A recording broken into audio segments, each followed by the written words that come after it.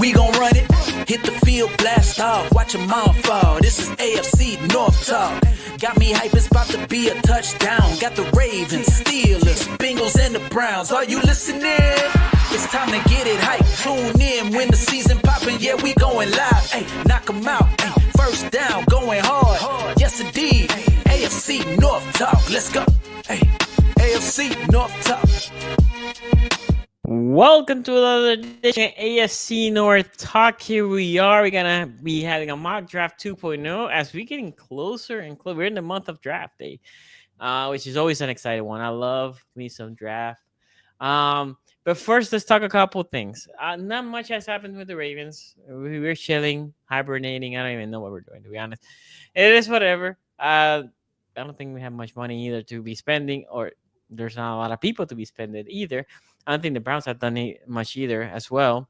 Not that we haven't discussed, right? Even the Steelers haven't done much. They're just waiting for Aaron Rodgers. No, it's okay. Now he's been Metcalf. He's been Metcalf over there throwing passes with Metcalf. Yeah, no, like it's gonna happen, and I think I figured out when it's going to happen. So, Pat McAfee's doing a live show in Pittsburgh next Wednesday at PPG Paints Arena. I would bet money Rodgers makes like a surprise appearance of some sort, or if it's not a surprise, like stuff comes out on Twitter, like, oh, you know, Aaron Rodgers is seen in Pittsburgh ahead of Pat McAfee's show. He'll go on and he'll do the same thing he did with like the whole Jet stuff, because he announced on McAfee's show in 2023, like, hey, you know, I'm going to keep playing and I want to play for the Jets. It's going to be the same thing. He's going to announce in Pittsburgh that he's going to sign with the Steelers, and that's what I'm banking on will happen. So 6 days, circle it. April 9th. I think that's when we'll know. It'll be the evening of April 9th. Debuting his Steelers reign on Pat McAfee. That just feels cursed to me. I'm not going to lie. Like, that feels like just the worst way. Like, oh, yeah, let's go do this on Pat McAfee's show. But, you know, probably what's going to happen there with Aaron Rodgers. But it's something to your point earlier with the AFC North. We are turning 30. That's what the AFC North feels like. You know, that we had all our fun like 5 years ago. We were spending money, drafting quarterbacks, trading for Deshaun Watson, you know, getting Jamar Chase, Joe Burrow, all this, the penny for your thoughts. Now we're grown. Arguments. We was having all that fun. And now we paid all them dudes. And we just sit here like, yeah, man, we might pick up Sheldon Rankins. We are having much more reasonable conversations about money and the scope of what teams want to do, because this core of this division is old now. Like, you think about the names we've been talking about for each team: Myles Garrett, TJ Watt, Joe Burrow, Jamar Chase, Lamar Jackson. I mean, these aren't young guys anymore. These are guys in their second contracts, full veteran status, and the division has followed suit, because when you have those guys, you know, you ain't got that much money to do much else, right? You know, you're not doing a bunch of splashy shit. Yeah. But we'll have the new young buck Aaron Rodgers over there with the Pittsburgh Steelers. Yeah, it's waiting for old white guy central out here in Western Pennsylvania. Is Aaron Rodgers the oldest player in the NFL if he stays? Yeah, right now, because didn't Jason Peters retire? Yeah. Wait, is he older than Joe Flacco? Yeah, he became like a staff member. Didn't he become like I think he's still with, who would it be, Chicago? Seattle. No, veteran coach or something like that. It's like a new position. Yeah, he signed with Seattle. He stayed coaching. No, Rodgers is the oldest player in the NFL right now. Older than Flacco. Yeah. Yeah, he's like 3 years older than he was. Yeah, he got drafted in 05, and then Flacco was 08. That's showing my age, because I still remember when Aaron Rodgers was sitting in the green room waiting to get drafted. During that draft, so the 05 draft, I would have been 6, turning 7 that year. Yep. That was back when they made even if you didn't get drafted, you just had to sit in the room. Yeah. Like they didn't take the cameras away. They didn't let you go in the back. It was just like a few years later, they did the same thing to Brady Quinn. I remember that. First draft I have conscious memory of like understanding what was going on. I was like, oh yeah, this is bad for Brady. And then they showed that picture of Brady in a Browns uniform. I remember my dad was like, oh no, because he knew it was going to happen right after that. He knew we were going to trade up for him. And it happened. Waste the pick on Brady Quinn, which he was right about that. And then the other news that I'm tracking in the AFC North is The Trey Henderson thing, I thought it was the done deal. I thought it was like we just need to sign the papers. We just need to. Hey, Trey Henderson's just waiting for a convenient day to be in Cincinnati to sign the papers. I don't know where he lives, but just waiting for that. And then Trey Henderson, I think yesterday or the day before, came out and said that he was disappointed at the comments. Team president, was it, or somebody in the upper ups of him? So, Katie, like, look, man, I'm confused about the situation too because you had Rap Sheet tweeting and saying, "Oh, this is going to be fine. They're going to try to make this a clean sweep with all three." We got a spammer in chat. Yeah, good.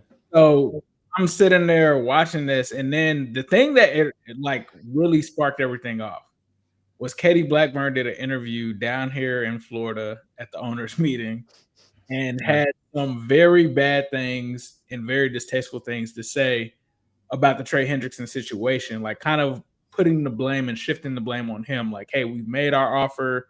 We're waiting for him to take whatever it is. He's got to eventually be happy with something. If you're a Bengals fan, this is Katie Blackburn 101. I mean, if you ever watch Hard Knocks and her and Alvin Kills, like basically negotiating. And honestly, it's funny because everyone always kind of talks about the Bengals. The person that handles the contracts is Katie Blackburn. So if you don't know, she's Mike Brown's daughter. She's the one that holds up all of this stuff. She's the one that kind of lowballs people.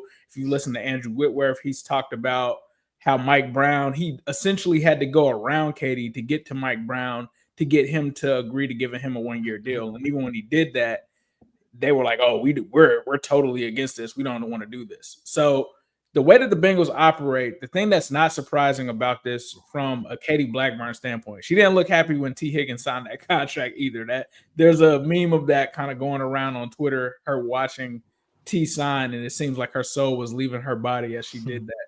But essentially, they don't like playing people that are 30. Like, they feel like, and I don't agree with this because we live in this division. Quincy has kind of talked about it. We're still talking about Cam Hayward. I think it was on this show 3 seasons ago that I was like, "Oh, Cam Hayward's about to fall off."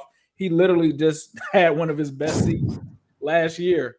We just saw that always bites us in the ass. By the way, every time we put somebody to write them off, we all have done it, and they always bite us in the ass. Anyway, go ahead. I was about to say something. I mean, the Ravens are the kings. They are the kings of revitalizing and getting the best out of players over 30. And the Bengals just do not want to shift their change in that. And so he also mentioned that he didn't want to be paid. He didn't want to be the highest paid. But he also mentioned that he was on the neighborhood, which is funny because shout out to this show. He said that he was in the neighborhood of Myles Garrett, TJ Watt. He was like, "I don't know where I'm at on that street," but he was like, "I'm on the street." And so to me, the biggest thing is he says that he wants to guarantee money, right? He doesn't want to have to play with performance escalators and stuff like that, which I'm going to be honest, bro. There's no reason for him to play with performance escalators. The dude has had 17 and a half sacks last year, 17 and a half the year before that. And honestly, the Bengals are acting like they have leverage. I don't think that they have leverage in this situation because Trey Hendrickson is the pass rush in Cincinnati. He's been the pass rush in Cincinnati since he's gotten there. They don't have a replacement for him. He's earned it.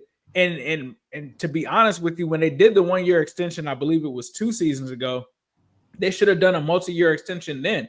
It would have cost them a lot less. And now that this market is ballooning, they're just wanting Trey Hendrickson to say, "Hey, man, just come back to the Bengals." And Trey isn't doing that. And I don't think that he should because the Bengals have already gotten him at a discount from when they first signed him and then the extension that they got him at. I mean, this guy is scheduled to make $11 million this season. He's horribly underpaid right now for the production that he's been getting and achieving for them. So for me, I'm not surprised from the standpoint of this is what kind of Katie Blackburn has done. Like, players that have done things for the organization, she has rubbed them the wrong way. She did it with DJ Reader, and she kind of disrespects these guys after they go out and they perform. And she has this thing where it's like, "This is our number. This is what we're going to do." And it's just not working right now. Like, you're in a totally different situation. You got Joe Burrow. You got these guys.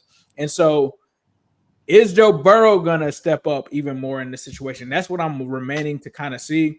The funny thing, though, is even after all of that happened yesterday with the exchanges, Rap Sheet is still saying that the Bengals want to pay Trey Hendrickson what he deserves, and they're also saying that they're not trading him. So this is just getting to kind of, in my opinion, an ugly kind of standstill.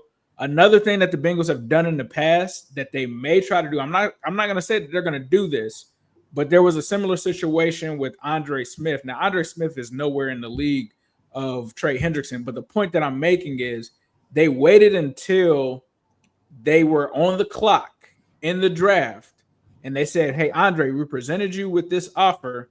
If you don't take it, we're going to draft a tackle at this pick. I'm wondering if the Bengals will try to do something like that with Trey Hendrickson, because technically he doesn't have to accept it during the draft. He could accept it before the season kicks off. But I think that that'll be the next play that they try to use, because that's something that they've done in the past. But to me, they're ruining the relationship. And that's where the Bengals have been tone deaf. I think the last couple of years, they're not even communicating with these people. Like Trey Hendrickson was just pissed off because it's like, why am I having to read about this through the media? And why am I not hearing from you guys talking to my agent at all whatsoever?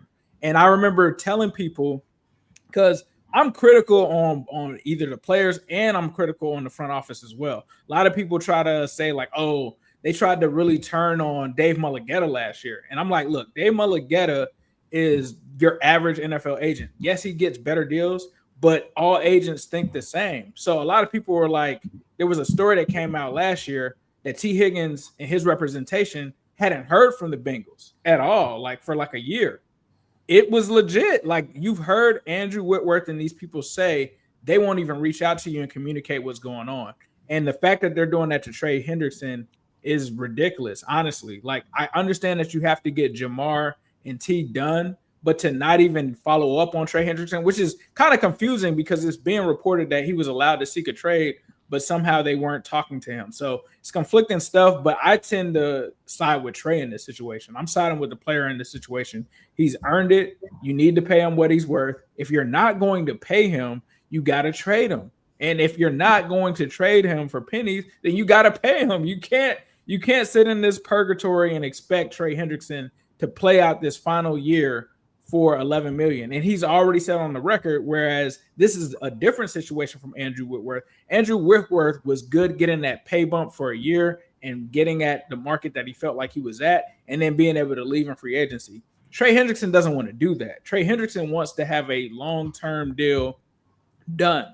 I don't think that Trey Hendrickson is going to play on a one-year contract, even if they gave him a bump up to $30 million. I don't think that he's going to do it.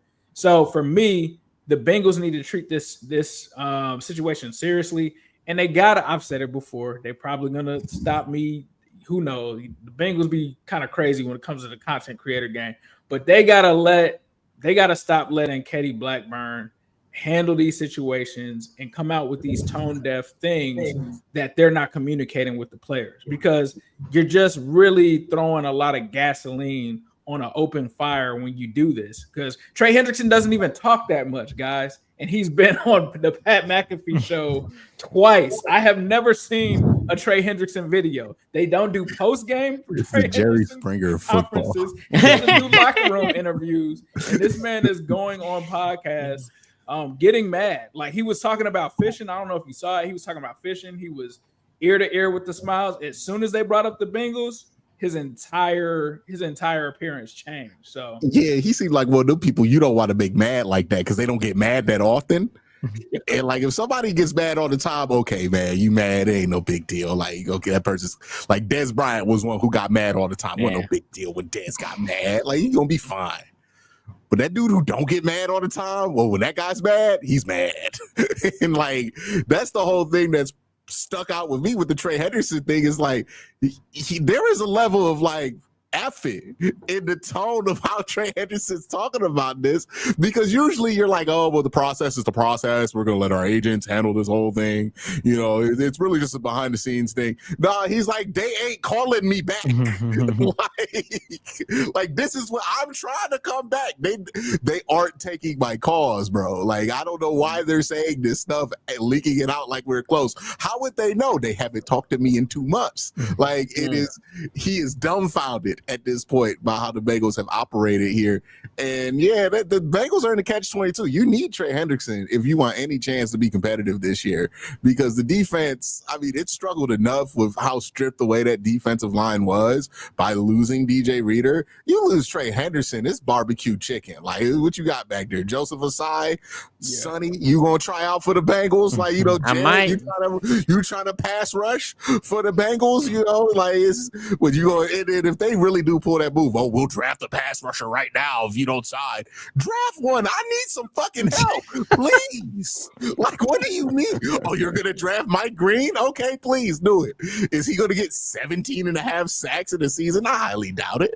Right? Like, this is like an amazing display of hubris by the Bengals, because you have already seen the downfall of not having not having the defensive line be where it's at, or the defense be where it's at in Cincinnati. Joe Burrow's amazing, but football's a team sport.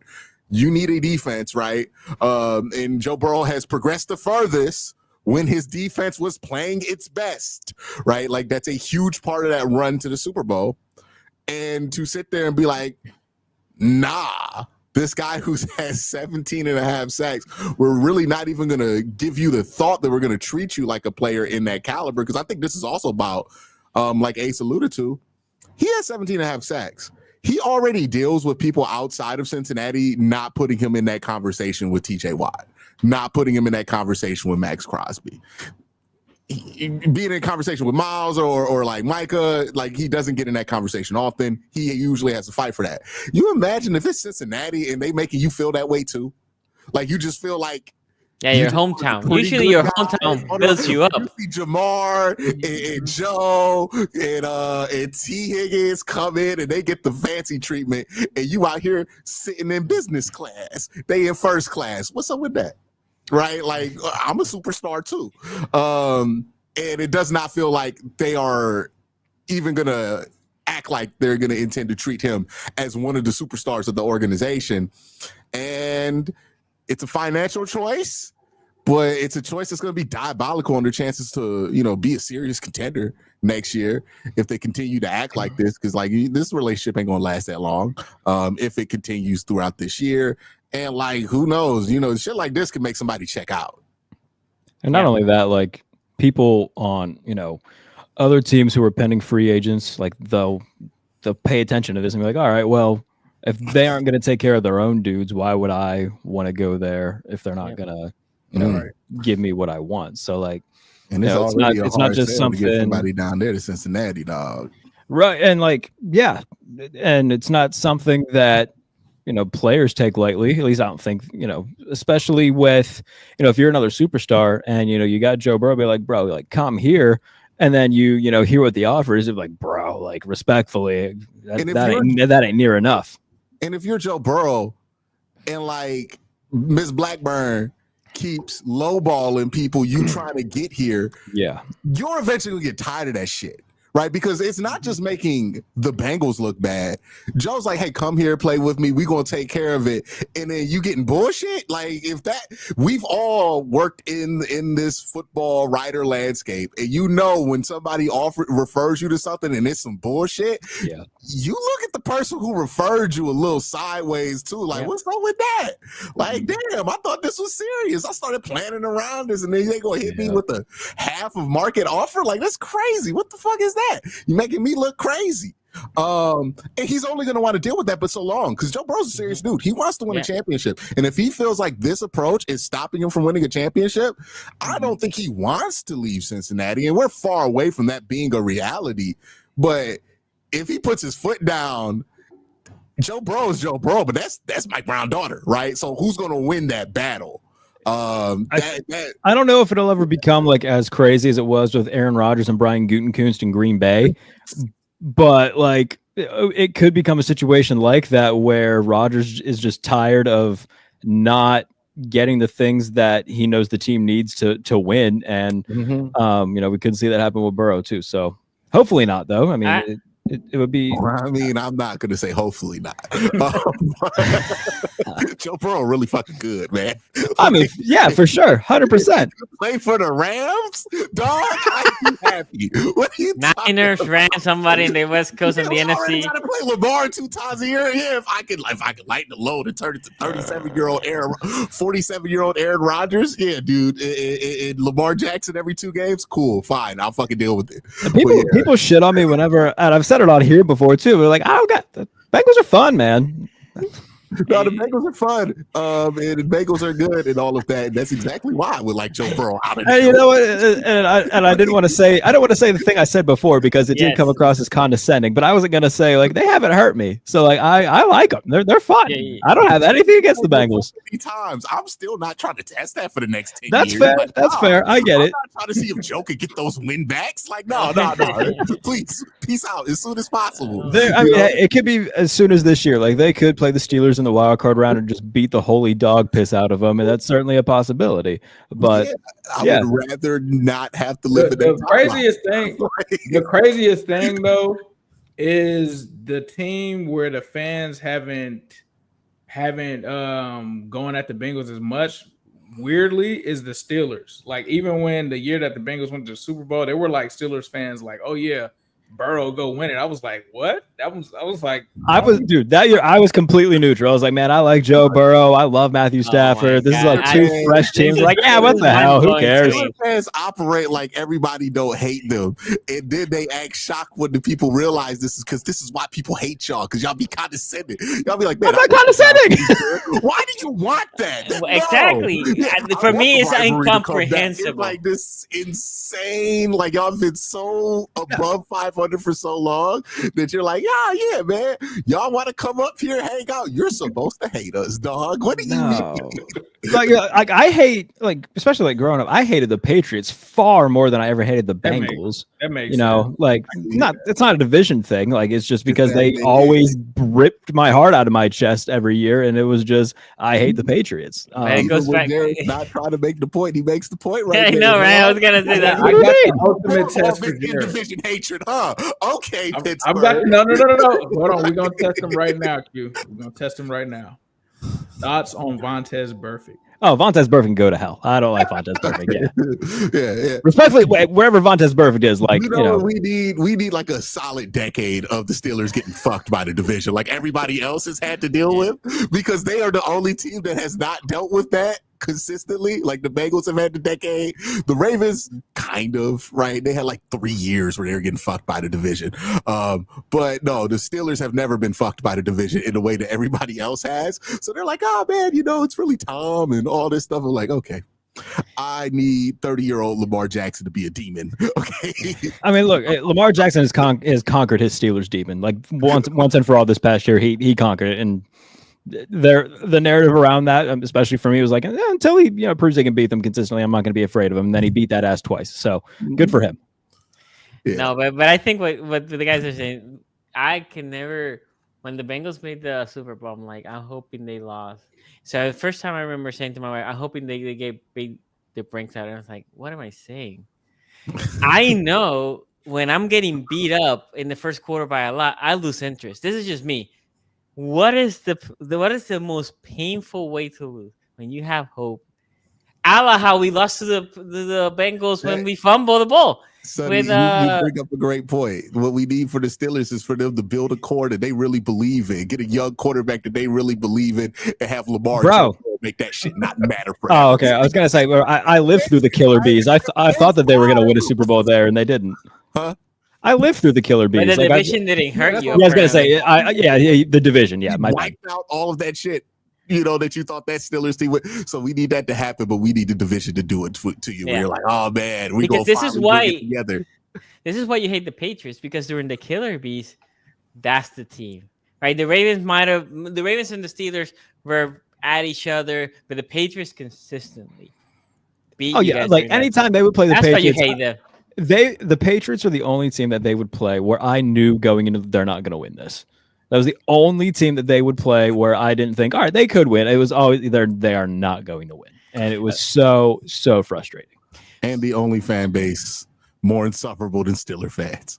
Were dynasty. I won't agree with. I won't disagree with you there. Like I've stated publicly multiple times on Twitter that like I think older Steelers fans have it a little bit more because like a lot of them were alive to see the 70s, and that's fine. The rule is that if you were alive to witness the championships, you're allowed to flex them. But if you're like 19 talking about 6 Super Bowls, you've seen like you remember maybe one of those. Like relax. So I can see why you would find Steelers fans, especially in that specific flavor of Steeler fan annoying. That was a tough era for everybody, though. Fair. That was a tough era to like be in the AFC because you just knew that the Patriots were always going to be the number 1 seed, get the home field advantage. You just the same thing that the Chiefs are now. Every year, it's just like you just knew like the Patriots are going back.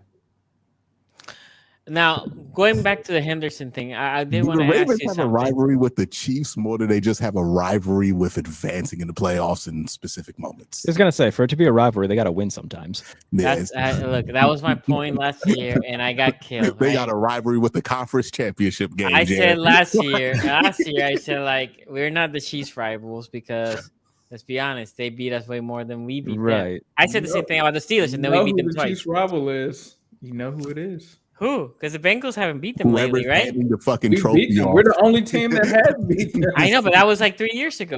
Wasn't we are literally the only team since Tom Brady that has beat them. Anyway, let me Other ask than a question obviously about the Eagles and Hendrickson.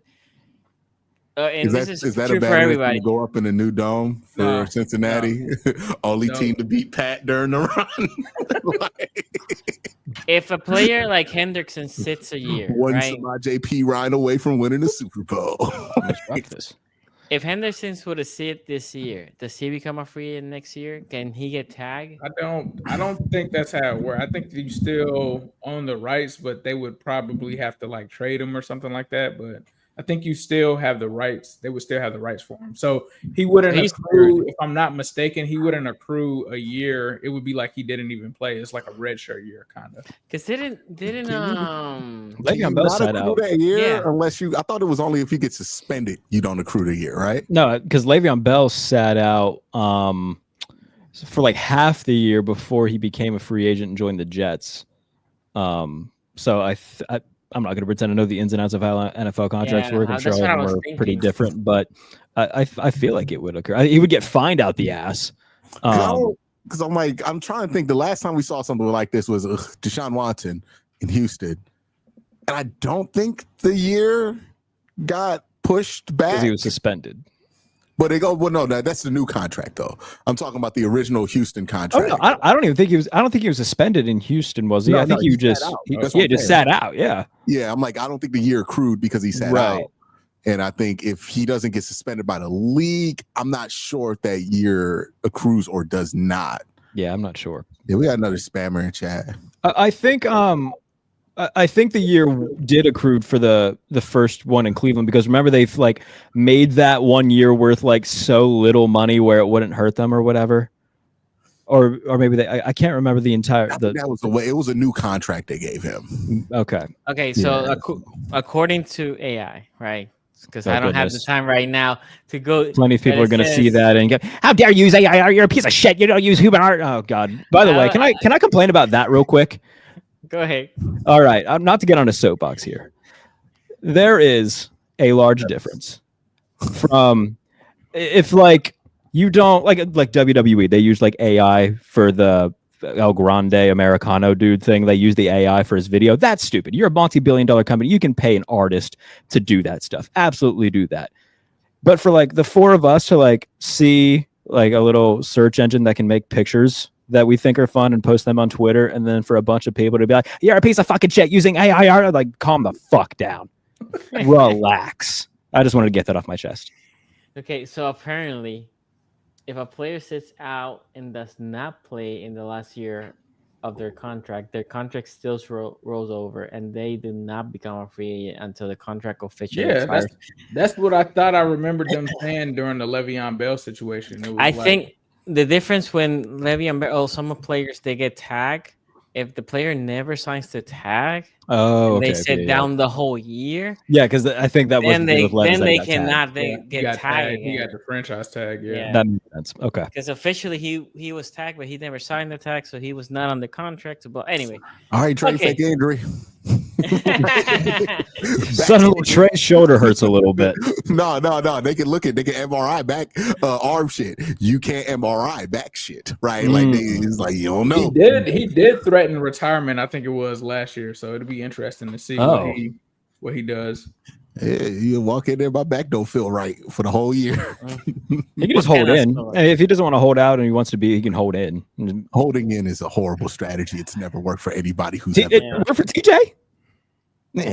Kind of worked. But TJ just went into the office. He literally just walked in and said, "Get the deal I done. want to be a Steeler, dude. Like, do this. Figure it out."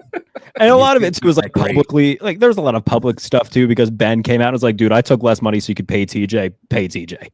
So and like what Brandon Ayuk did to hold in last year, that shit, nobody's happy. Dude, that was the dumbest thing in the world. You're right. You know what? I take back everything I said. Yeah, if you go, that's the one thing the old generation had. No, hold out. Do a press conference in your driveway shirtless while you're doing sit-ups. Ben and Ayuk still got paid. Yeah, the T.O. got paid that year, right? You know what the dumbest thing is, though? On Hard Knocks, got paid and a parade when he came back. I'm just saying, that shit works. Okay, But they get the fined dumbest now. thing is when players do the hold in thing and people are like, "Oh, they're just not going to be good this season." Like they were saying that about Jamar Chase last year, and then he ended up winning the Triple Crown. No practicing. Like he was practicing one day, then not the other day, and everybody was you like, can flip it into a positive. Be like, yeah, he did that with half the practice. Imagine what he's going to look like next year when he gets a full camp underneath his belt. Nah, dog, you can always flip the narrative if you have success on the football field. And that's what I would suggest to everybody. Hold out. Make it difficult. Make the shit messy. Why are you trying to make sure your protest against the authorities is approved by the authority? It don't make no goddamn sense to me. Nah, make them uncomfortable. T.O. got every bag he ever wanted. But it's because the reason players don't do that is because they get fined now, and they get fined. So they used to not. Way more during the life of their contracts now than. But look at Hassan Reddick. It backfired Hassan Reddick, right? Well, it backfired with him because he wasn't willing to go all the way with it. I'm saying, like, if you gonna do it. Like, that's all I'm saying. He missed more than half a year. Yeah. If you half-ass a holdout, you're gonna get a half-ass result. Yeah, that's what I'm saying. Like, hey, man, like half thoughts get half results. Like, that's what. If you gonna do it, do it. If you willing to compromise, then stop wasting everybody's fucking time to compromise and make the deal, right? But if you really are dead set, I want $45 million a year. Then sit out until you get that 45, and then at the end of the year, if nobody offers it to you, okay, humble yourself and take 22. Like, but that's my point. I think when Hassan Reddick came back now that I'm thinking about it, he came back so he was to ensure that he became a free agent this year. Because if he didn't come back, then the whole roll over and then he was still a Jet. And anyway, he got a horrible deal, didn't he? He did. He didn't get paid much. Out of New York, though. I don't even know where he's and at. some would say that's priceless. And then Melvin Gordon did it too, and then Melvin Gordon messed his career up. There are some players who don't have the leverage to do this, but I'm saying if you're Melvin Gordon holding out, like respectfully speaking, like come on, Mr. Now, Fumble Machine. That's already, but Trey, you had 17 and a half sacks, brother. You can do this. Like, you be fine. People gonna want you, right? Like, if people wanted Deshaun, people gonna want you. Like, you will get what you want. Just hold it out, right? If you are up there and you have the leverage to do it. That's all I'm saying is if you're a star player, you should do it. Right. I'm not suggesting that the fucking what's like Alex Highsmiths of the world be like, yeah, I'm gonna sit out. No, you need to work. He's not gonna be able to do that for a while. They paid his ass. Your agent will drop you. You're not the main person on your label right now. we get the Schefter notification. It's like Diami Brown's holding out. Like, all right. When you just chasing and playing with somebody, I'll go home. I've done it before. Okay. Do you guys have a preference between the Pro Football Network or? I think let me send you a new one. Yeah, the new one is actually pretty sick. I actually enjoyed that. The mock draft IO one, right? I'm gonna send it in chat. I like that. Okay. Yeah, this is what all the new football nerds are using. I don't mind PFN, but you can't do. I don't think you can do trades on theirs. You can, but they're very hard. Just a little wonky. Yeah. That you wouldn't do what Q did last time. This time, I don't know what side it is. It like there's offers you like 30 trades every pick. There's no trade stopgap. So if somebody proposes a trade, fantasy football style, the panel votes on if we approve or not. We got 3 votes every time somebody does it. Okay. But that's how trades will get approved or not. Let me see. Is it the second one? Yes. All right, Sonny. I just sent it in the Twitter chat. Okay. I think I don't know if I could do this, but like a very hilarious thing I could do is write up something for USA Today, like the funniest players that could hold out. I think that would be very silly. Jameis Winston. I'm just dunking on dudes. I'm like, actually, no, that could ruin future. Yeah, I'm not gonna do it, but it's very funny. Like Case Keenum, why the hell's he holding out? Who's the best player that can't hold out? That's good. That's good. The best players who cannot hold, like Tua. You guys signed that contract. Yeah, that's good. You know? Yeah. Hey, for speed, I put quick, right? Not fast, quick. Let's do medium, whatever the medium setting. Yeah, medium is quick. Okay. Yeah. Like, can Dak Prescott hold out? Yeah, I was just thinking that Dak Prescott. I mean, I think so. I think Dak's good enough. Didn't he do it? Just there. I think he's Joe Milton. Hold out. Joe Milton. I mean, he's making $60 million a year right now. He's chilling. By the way, the hype Joe Milton has after having a really mid college football. This feels like Brock Osweiler all over again. And Joe Milton played one game. I mean, I like Joe Milton. Minnesota. I mean, not Minnesota. The homie from Green Bay. They got the bag. Matt Flynn. Love. Yeah, this feels real Matt Flinney. Oh, Matt Flynn. I just feel like he at least should have got a shot in New England, bro. Like at least some kind of. Well, but they had Drake. He's a dog. I think Drake May's going to be good. Okay. All right. But like to 20, be honest, I think that's another thing people miss with Drake is like he's the youngest quarterback in that class. Yeah. Joe Milton's 25. Yeah, and then like with Jaden Daniels, people are like, "Oh, well, he started right away." He was 23. Like he was one of those prospects that needed to hit the ground running. What I don't understand in the case of Milton's like the Raiders, somebody should have traded a 3rd-round pick this year just to have him. Right? Well, I mean, they got Geno now, so they're chilling at the. Well, yeah, I just think that there's no world always going to be the allure. There's always going to be the allure of what happened with Russell Wilson because a lot of people forget they had signed their quarterback. Matt Flynn was supposed to be their guy, and then Russell Wilson went out and was just balling in preseason. Another person that happened with too was Victor Cruz. A lot of people don't remember that. Victor Cruz started off like practice squad dude, and then he just kept going crazy in the preseason. A single digit number before that was legal. Number he had the single digit. He had the number 3. Sauce dancing. So I think people just like to see a good story, but yeah, we'll see how the Milton thing plays out. We'll see what he does this preseason. He's got like 4 years until he's 30. Is that good size wise for you guys? Oh yeah. It's fine.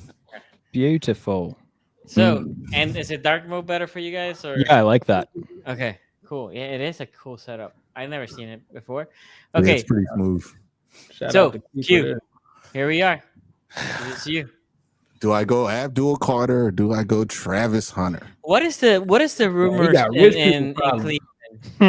What do they like more? What do they like? What is the rumors? Right, we don't know yet. But between the two, was it just remember where Ace back then was between Chase and the kid? Penny for your thoughts and Chase. Which look, this is a little different because you got a dude that could play 2 positions. I view this as a similar situation to that, where I think to myself, I'm fine with either guy who gets selected. I'm really like, I already see Browns fans doing a dumb thing. We're like, oh, Travis Hunter, he's going to be a boss. Abdul Carter, we must go. Both of these guys will be good in the NFL at something. Sure. Travis, he can play multiple positions. He can be a really good corner. He can be a really good wide receiver for you. Abdul Carter, the edge traits are obvious with him. And the fit is obvious with him. As far as where the Browns are leaning, my gut, this is just my gut based on intuition and studying Andrew Berry the last 4 or 5 years, I think they probably go Travis because Travis is a unique prospect for them on both sides of the ball, where as a wide receiver, I think they would fall in love with him. If he was not a not another DB, a two-way guy. And then as a corner, they would fall in love with him. Another thing to point out with Travis, every two-way player anybody brings up and goes, well, he couldn't do it in the NFL. Travis was so much more insanely more productive than them, right? Travis had like 1,958, 80-something yards as a receiver or running the ball at Colorado. If you add up Chris Gamble, Charles Woodson, what's another two? Oh, Miles, what was it? Miles, UCLA, running back, linebacker, play for the Steelers. Oh, I know. Jack. Miles Jack, truly terrible with names. Or I can name everything. I can do a whole bio about a guy and forget his name. Jabril Peppers did some two-way stuff too. Jabril Peppers, right? You add up all four of those guys' production, it gets about 1,903 yards. You do that with it's less than what Travis Hunter had, and that's multiple years of college. So the legit threat of him being a two-way player is there. If I'm turning in the card, I am just a less creative person. I go with Abdul Carter. Since this is my choice, we're going to take Abdul Carter here. Well, actually, let's switch it up because I'm taking Abdul Carter in like every mock draft. That's my preference. Let's take Travis and see how that changes the board for me. Before I make the pick, the only thing I'm going to ask, Jared, between those two, which one will be the one that you prefer them not to take? Abdul. And you Ace? Whammy for him. I mean, I don't prefer them to take either one of these guys. But that's one of those. You're talking about, so for me, he would prefer to browse the trade back. Obviously, Abdul Carter is going to be a big threat, right? But Travis Hunter being able to line up against Jamar Chase for the next decade, and then also CTB having to guard Travis Hunter on the other side. I don't think he's going to play both ways, bro. I think you could go either way, bro. That's too hard to say. For me, Abdul Carter, just because if we think, and I do think this kid is going to be special, you're going to put a special kid that can be an all-pro, and you're going to pair him with an all-pro, all-time great Myles Garrett. Hall of Fame. So he can be the second guy, all-pro as the second guy, right? In the case of Travis Hunter, he doesn't have that all-pro on the other side. I don't know about that, bro. Right? Like if he plays TV, bro. The what, sorry? I think Travis Hunter has all-pro levels. No. You didn't hear me. What I said, like the pairing. Yeah. He doesn't have on the other side all-pro. Like the fact that if we think Abdul Carter, wherever he goes, he's gonna be an all-pro, and you're gonna pair him with an all-time great in his peak. That's kind of scary. That is kind of scary. Here's the other thing, Sonny.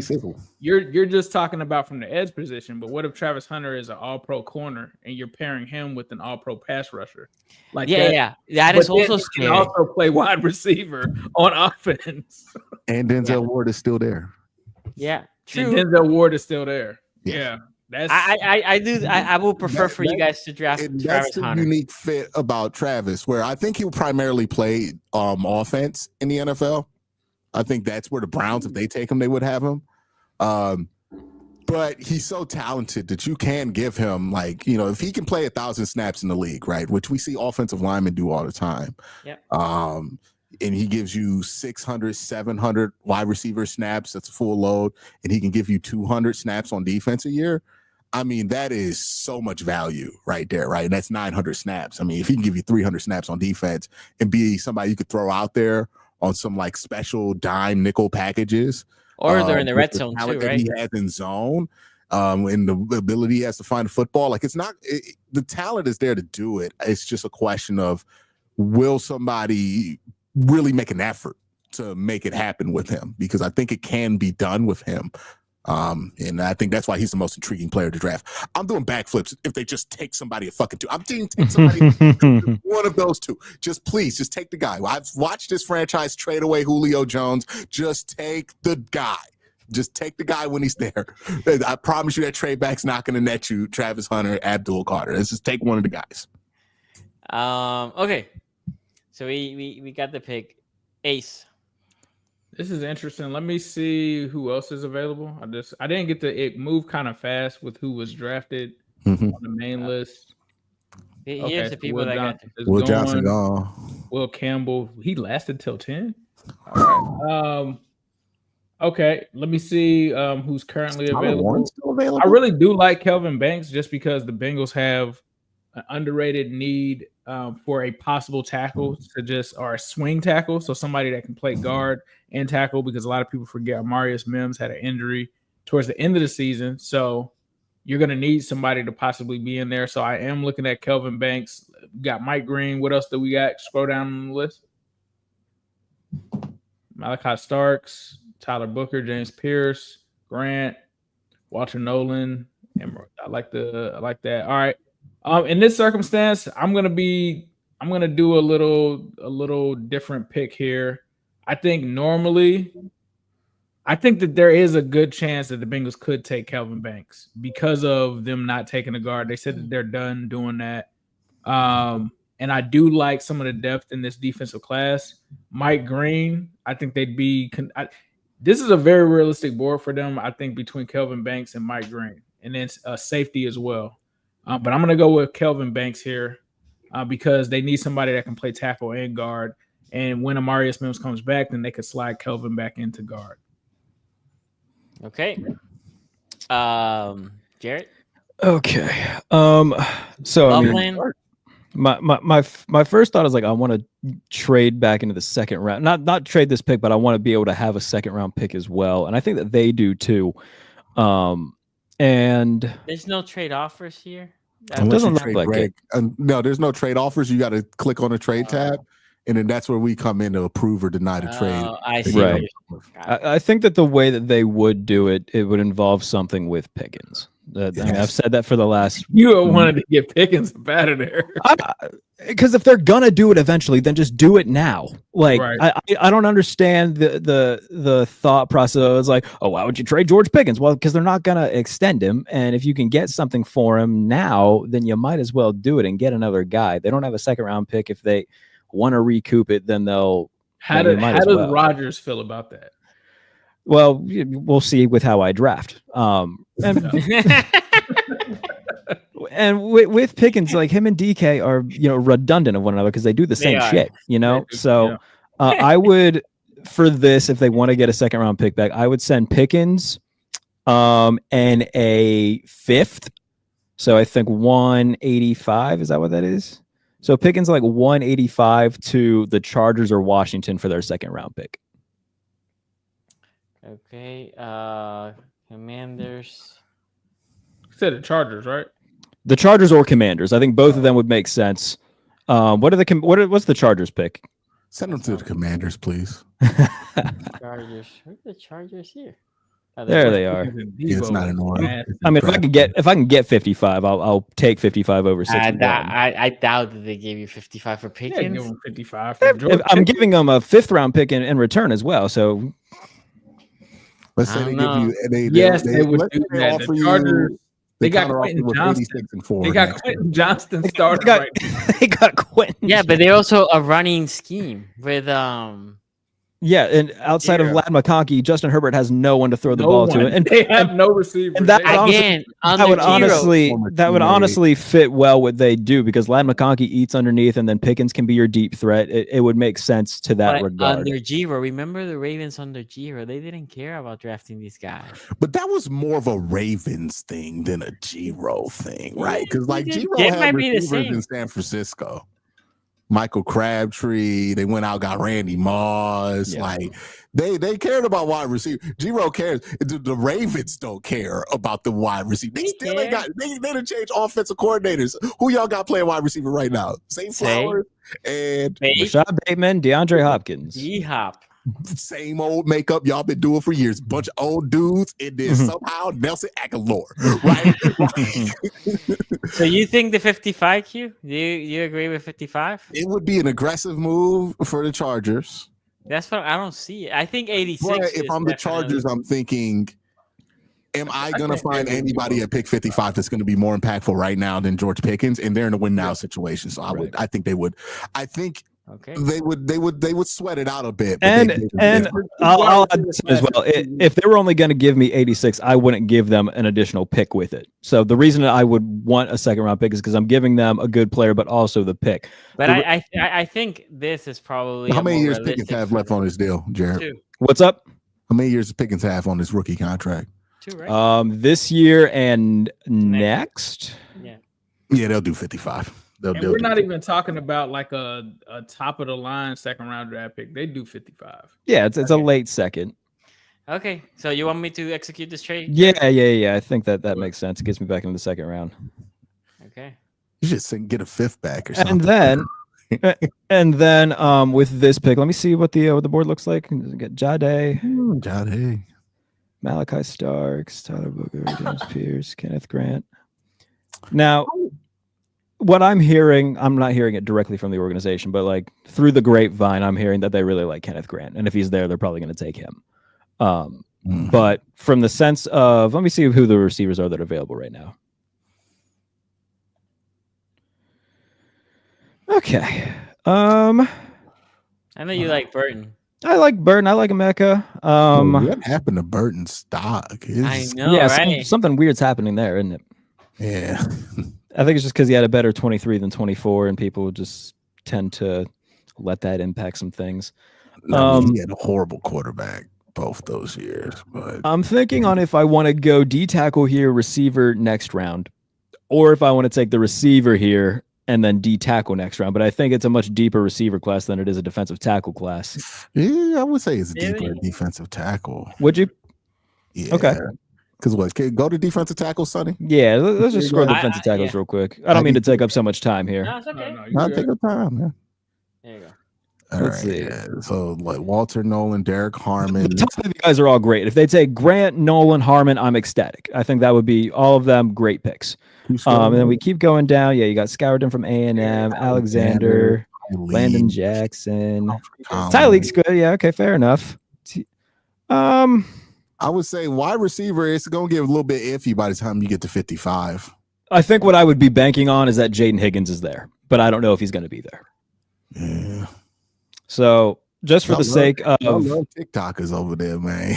that's true. So just for the sake of this, let me see what Jaden Higgins is ranked right now on the receivers real quick. 65, and I'm picking 55. Damn it. We need to start putting up a clock. Yeah, that's right. All right, fair enough. You know what? Just give me a Mecca. I traded a receiver. I'm going to commit to the receiver, and I'll take a defensive tackle next round. So I'm going to take a Mecca Ibuka at 21. Do you ever wonder like how many bad decisions NFL teams make? It's because like the clock got a little short on them. Maybe. Yeah. Fuck. So Terrell sucks, by the way. I don't know if people don't remember. That's how the clock expired on Terrell's on the Arizona Cardinals, and the Ravens jump, or was it the Vikings? They jump over them and drafted Suggs before they can turn it in. Jeff Lewis here says Bengals need to take Mike Green from Marshall. I like Mike Green. I just wasn't leaning that way in this draft, but I am a Mike Green fan. He's cool. Mike Green rules. Yeah. It's very fun to watch at Mobile. Hey, he pushed the shit out of Josh Collins. He best, potentially the best tackle in the class, and he just rolled over him. Yeah, he threw him. What are you doing here, Sonny? What's the Ravens? So I know y'all drafted no wide receiver. The one thing that I keep seeing on the recent mock drafts that I hate is guard in the first round. What about a tackle who's really a guard? How about that? I don't mind the kid from what's it, the small school, Gray Zabel. This one. Oh, yes. Zabel? Yeah, he's good. Yeah, I would actually hate that, if you guys drafted. Speaking of guys that kicked ass in Mobile, that fella. So if he's the pick, I wouldn't mind. I think it's the Bama guard is the one that I wouldn't want them to. Tyler Booker. Booker, yes. It's not that he's bad. People just hate Alabama offensive linemen. No. I'm not. It's the thing now. It's the thing now. I got Jonah Williams. Alabama you got Jedrick Wills. Who else got one of them? Didn't y'all get Andre Smith? Wasn't he an Alabama guy? Andre was actually pretty good though. He was decent. Alabama tackle, yes. Like what Cam Robinson? To be honest, he was probably one of their best ones. Didn't Landon Dickerson go to Alabama? Yes, Landon Dickerson. Yeah. I always bring that up when everybody's always like, "Oh, Alabama linemen suck." It's them tackles that you got to worry about at Alabama, dog. They all disappoint. Like all of them. Jonah Williams, Jed. I would throw Andre Smith in there, but he was all right for a couple of years. But yeah, what saves Andre is that the tackle class that he was, the other guys that got drafted around him or above him were horrible. The guy that went to the Rams, Jason Smith, Eugene Monroe, they were bad. So for me, that was Eric Flowers. That was an all-time that was a bad draft. That was the Bortles draft. That was what, 2013. Wasn't that like the worst draft in history or something? No. I'm thinking of Eric Fisher, not Eric Flowers. Eric Fisher was 2013. The Pounder, like that, right? Remember with Christian Pounder? That draft was bad. I'm pretty sure that 2013 draft class was like a bunch of misses, bro. No, the 2013 draft. Yes, hold on. Let me read them off. I remember Eric Fisher, Luke Jokel. He was bad. Deion Jordan. Yes. Lane Johnson. Mm-hmm. That's probably the only person. Lane Johnson's good, yeah. Oh wait, can I guess? I'm not done. Damn, you just said Markevius Mingo. Cooper, Tavon Austin, D. Millennier, Chance Warmack, DJ Fluker, DJ Hayden, Sheldon Richardson. Man, Fluker lasted in the league for a while. Bro, this whole round is like not good. The only person that was good was DeAndre Hopkins, Lane Johnson. Who was the Alabama tackle that Oakland took? That's the year y'all took Matt Elam, Sonny. Remember him? Yeah. Oh, your best friend. Oh shit, he got cut from the XFL like 3 years ago. Yeah. Remember when you guys were asking me about? I think it was his name was Kabir Elam. Too bad. Okay, so not to delay. I think the Ravens could take Malachi. Malachi. I like him a lot. Nick. What is it? Meaning that Hamilton is a corner? No. But they need another safety. No. They want to have another safety. So I think that safety. People are saying corners for the Ravens. If Barron's there, I think they pick him. I think if Barron's there, they pick him as well. Yeah, if Jade's there, that's Pierce it. Didn't have the most like blazing red flags coming from Tennessee on him. I feel like that would be a choice the Ravens would make because that's like an undersized but really athletic edge. They love those dudes in that system. Yeah. But, and James Pierce is another guy that I can see. So all three of these, but for this pick, Ben, they don't have any single one at one of those edges too with Ben. Like it's like all these guys with no Ben but straight up speed. But for this, I'm gonna go Great Sable because I actually don't think Great Sable will be there. But if he's there, I think he's a guy that potentially can play tackle. But you can plug him in guard right now. I was gonna say that's your Patrick McCarry replacement. Yes, essentially. That's so he can if somebody gets hurt, he can then. How old's your center? Me and Sonny had the same draft pick. No, my center's Linderbaum. I don't know how old he's young. How old is he? He just got drafted a couple years ago. He's going to his fourth year now. So what? I don't know, 25. Damn, Walter Nolan going to the Chiefs. I don't like that. Every year they get somebody, right? Like. Every year, Jones and Walter Nolan. Nah. What's going to be really annoying is that the Eagles are gonna have a good player to take regardless, and then they're gonna take a good player, and then everybody's gonna spend the next 24 hours jerking off Howie Roseman talking about how great he is. Like, bro, like there's like 9 good players there. Obviously, he was gonna take one of them. Relax. Okay, Howie Roseman, such a good GM. Just sat there, 32, took a good player. Yeah, wow, what a great job Howie did. Fucking calm down. No, I blame the rest of the league when the Eagles get to do shit like that. It's like, okay, how did nobody think that like the number 2 corner in the draft class would be good? Let's surf the position, Sonny. We know what's at quarterback. Wide receiver. Oh, Luther. Yeah, Luther's there. Elix there. Did I go Travis in this one? I think you went Travis. Yes. Absolutely no need for Luther Burden then. Let's go ahead and go running back. All right, Travion, I'm going to keep my eye on that. All right, we're going to scoot over to tight end. Nope. All right. Yeah, let's turn this card in. Let's go to quarterback. You don't want to take Mason Taylor and hang out with Enjoy? Jackson Dart. You couldn't pay me $8 million to do that. Okay. Or whatever it was. Yeah. So Milrow. Yeah, let's take Milrow.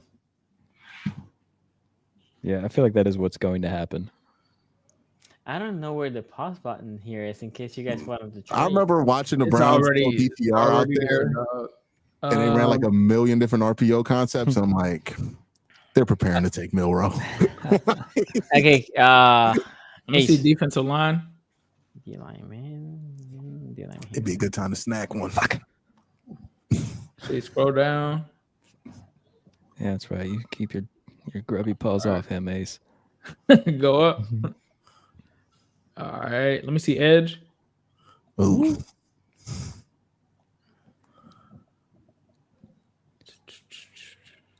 Boy, JT's really high in this class, huh? Seems to be. Yeah, I kind of like JT. My rule of thumb for edge rushers is if they have a dope first name and a last name I can't pronounce, odds are they're going to be good. Right. So Like my Prince man from Ole Miss, high on your board. Princely, Yeah, I like it. yeah. He's kind of falling. He's That's kind the of logic falling. that got the Ravens just about a bouquet. Right. That's what got the Giants OC Umanura. And they're like, yeah, what the hell? That sounds all Let right. me see the corners real quick. Strategy. Corner. And actually, let me see corners and safety. So once I see corners, then Oh. right. And then safety. Oh wow, he's still there, huh? Xavier Watts, write it in. Yeah, that's a good pick. You want me to draft Xavier Watts? Xavier Watts. Okay. It's a good pick. All right, who's available for Here's me? your 55. All right, let me see the D tackles, please. D tackles. Yes, please.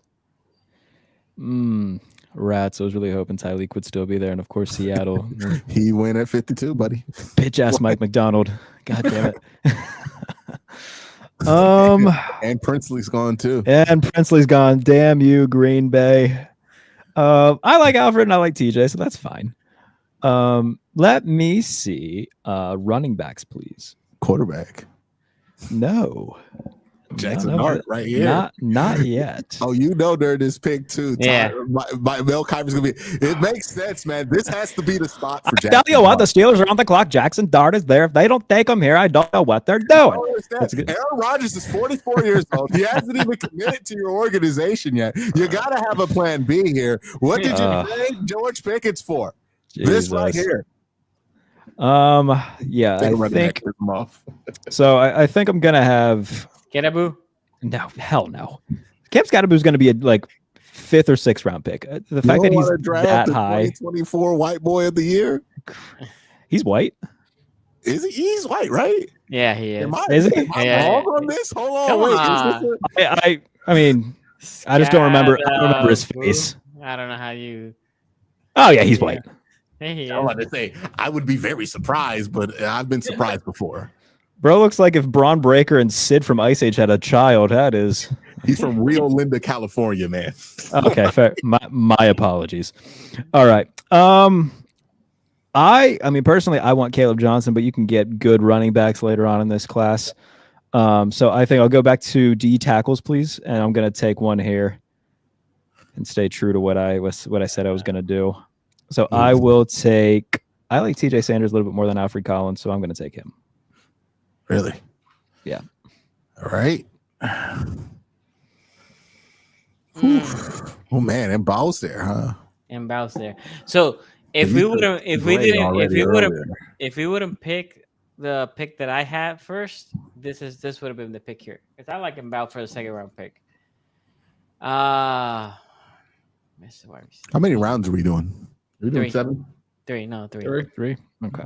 It's April, man. We should start getting into 7 rounders.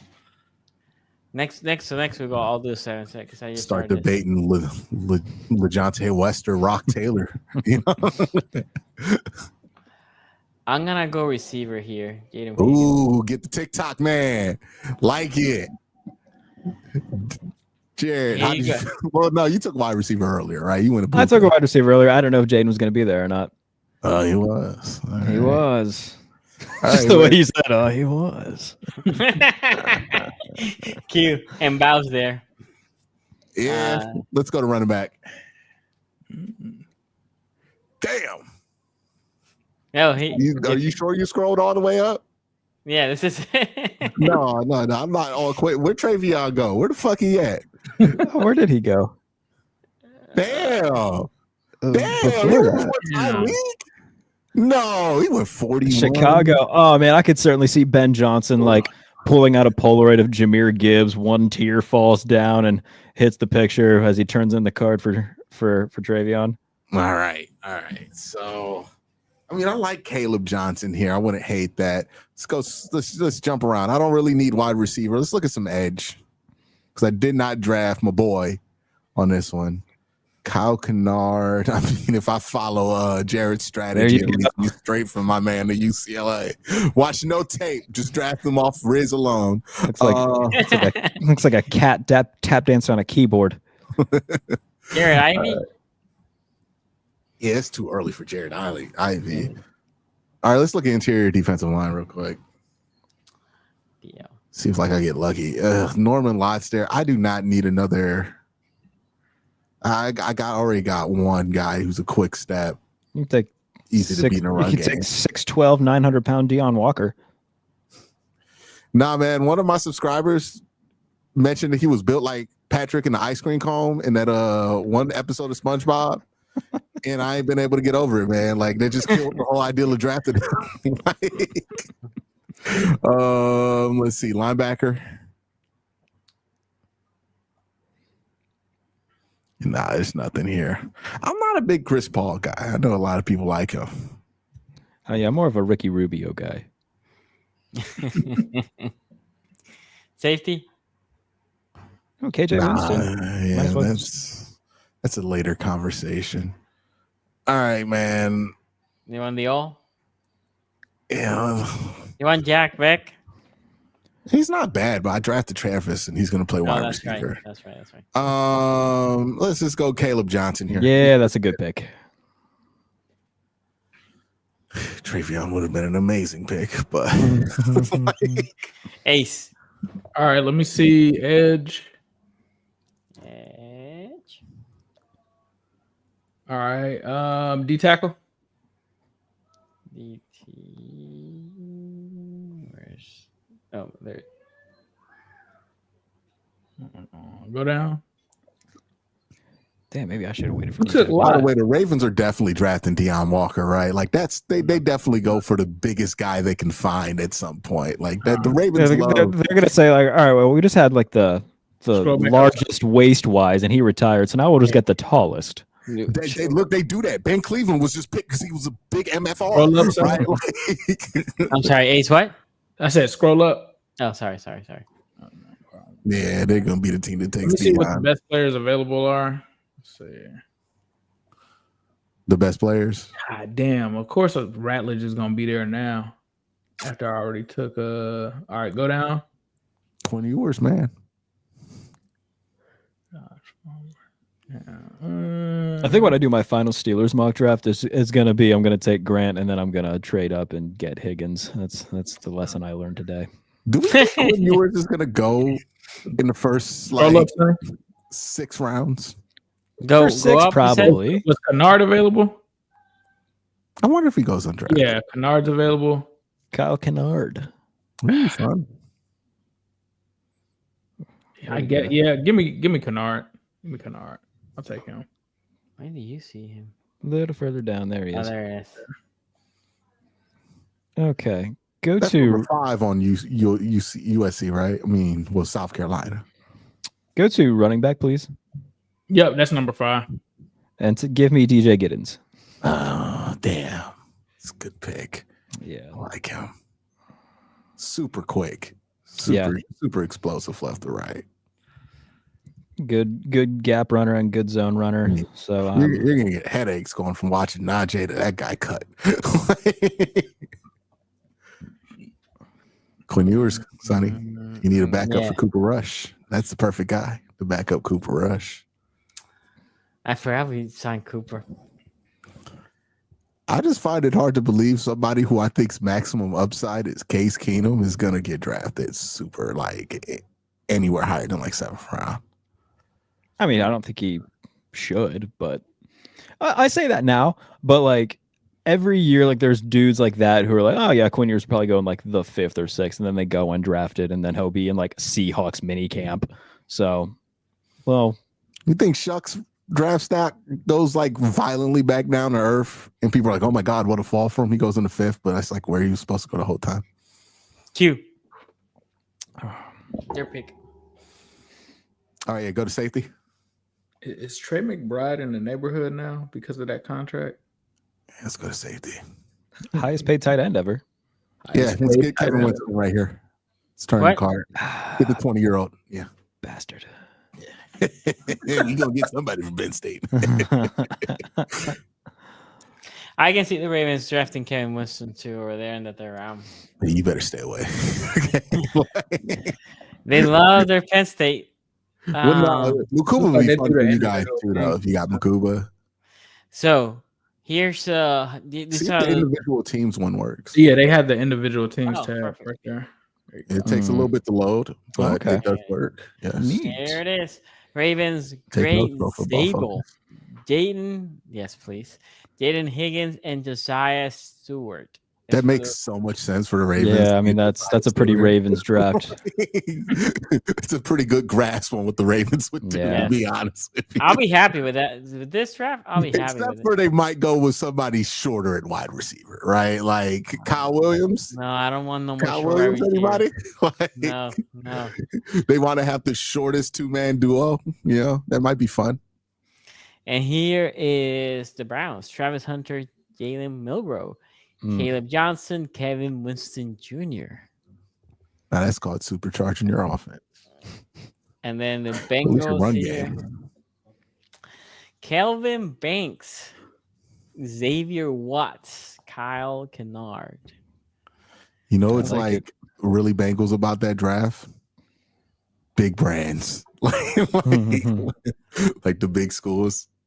Man, I love how they do that. Like from Toledo, yeah. Big props to Mock Draft. Big props to Mock Draft Center. I love this. They even give you the trade here. Mm-hmm. The Steelers got the 2nd round pick because Jared cannot wait to ship his boy. I don't dislike George. I just know that they're not going to extend him, so you may as well get something for him now. Emeka Ugba, TJ Sanders, DJ Gibbons. Those are the 3 picks here for the Steelers. Yeah, it's one of them drafts where the Steelers get them like, they can cook. That's pretty good. Yeah, Ibuka's probably going to work out for them. Yeah, I mean, I'd be happy with that, but I'd also be totally cool if they take a defensive lineman and then take a receiver in the 2nd, should they get a 2nd round pick. Well, and you thinking Kenneth Grant would be the guy they go for? Yeah, I mean, if he's there, I feel like he's going to be the guy they take. Make the Ravens even more difficult to run. I mean, the Steelers more difficult to run against. That's right. There you go. That was it for our 3-round mock drafts. We'll be back here next week as the time is coming near for the draft.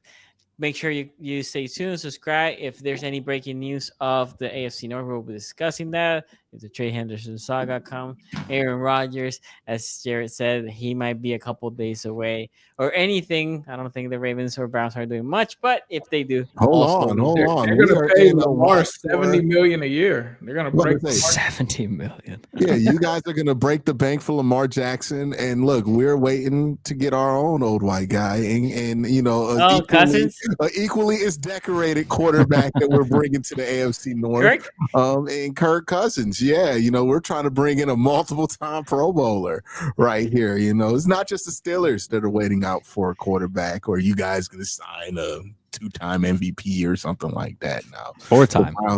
Yeah. Well, 4-time. That's how many times Aaron's won it. Yeah, that's good to really? know. Yeah, he was pretty good. He was. I remember he was amazing.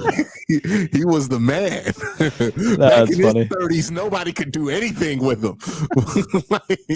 Yeah, he was pretty good. Yeah. Look, the whole face of the AFC North could change, man. We could have two old quarterbacks in Pittsburgh and Cleveland, and also have no Trey Hendrickson. And hopefully, we get another Lamar contract flare up. That's what I'm really hoping for, right? Like, let's make Ravens be messy with this one. Don't give them the guaranteed money. Sit on principle. Make them have to negotiate and do all that weird shit again, just to strain that relationship a little bit further. Have Jim Irsay come out this time and say that they're not interested in Lamar Jackson because they got Anthony Richardson. This makes so much sense. But this time it's the Ravens. The NFC doesn't have enough good quarterbacks. Look, we could lose Joe Burrow and Lamar Jackson, and the AFC will still have enough quarterbacks to go around. For sure. Look, man, if they want to do the NFL a favor and let those guys walk to the NFC, I think that would be what's best for the sport. So they're being selfish by keeping them, to be honest with you. It's a decent point. Yeah. Think about that, Bengals fans. Okay. And make sure, by the way, we'll be putting all these picks on our Twitter. Please follow us and then let us know how we did. Also, comments on the video. Thank you for watching us. We'll see you next time. Peace out.